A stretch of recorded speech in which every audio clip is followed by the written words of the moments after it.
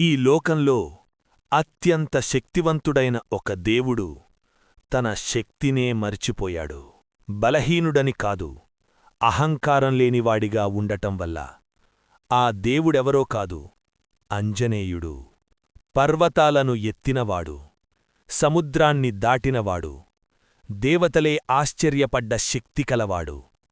కాని అతను ఎప్పుడూ చెప్పుకున్నది ఒక్కటే, నేను సేవకుడిని మాత్రమే. హనుమంతుడు చిన్నవాడిగా ఉన్నప్పుడే అతనిలో అపారమైన శక్తి ఉంది. ఒకరోజు ఆకాశంలో ఎర్రగా మెరిసిన సూర్యుణ్ణి చూసి పండు అనుకున్నాడు. ఆకాశంవైపు దూకాడు. ఆ ఒక్క దూకుడు దేవలోకాన్నే కంపింపచేసింది. ఇంద్రుడు భయపడ్డాడు. వజ్రాయుధాన్ని విసిరాడు. ఆ చిన్న శరీరం భూమిపై పడిపోయింది.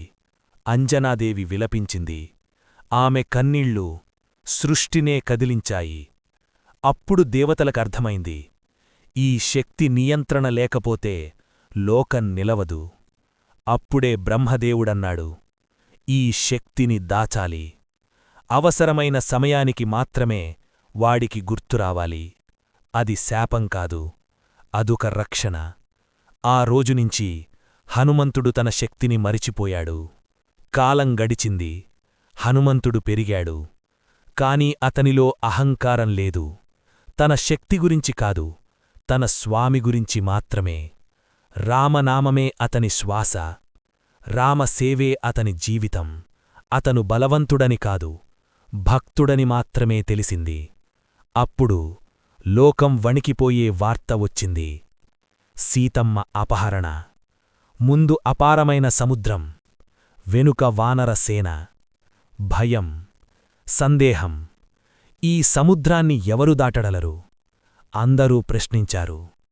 హనుమంతుడు మాత్రం మౌనంగా నిలిచాడు. తనలోనే అనుకున్నాడు, నేనా? అప్పుడే జాంబవంతుడు ముందుకొచ్చాడు. అతను అరవలేదు, ఆజ్ఞాపించలేదు. ఒక్క మాట మాత్రమే అన్నాడు, హనుమా, నీవెవరో మరిచిపోయావు. ఆ ఒక్క మాట హనుమంతుడి హృదయాన్ని కంపింపజేసింది. జ్ఞాపకాలు మేల్కొన్నాయి. శక్తి గుర్తొచ్చింది, బాధ్యత గుర్తొచ్చింది. హనుమంతుడు మారిపోయాడు. పర్వతంలా ఎదిగాడు. ఆకాశం వణికింది. సముద్రం వెనక్కి తగ్గింది. ఇది అహంకారం కాదు, ఇది ధర్మం. శక్తి అంటే ఎప్పుడూ గుర్తుండడం కాదు, సరైన సమయంలో గుర్తొచ్చేలా ఉండడం. హనుమంతుడు దూకాడు. సముద్రం వణికింది. దేవతలు చిరునవ్వు నవ్వారు. ఎందుకంటే లోకానికి అవసరమైన శక్తి ఇప్పుడు మేల్కొంది. అందుకే హనుమంతుడు దేవుడు.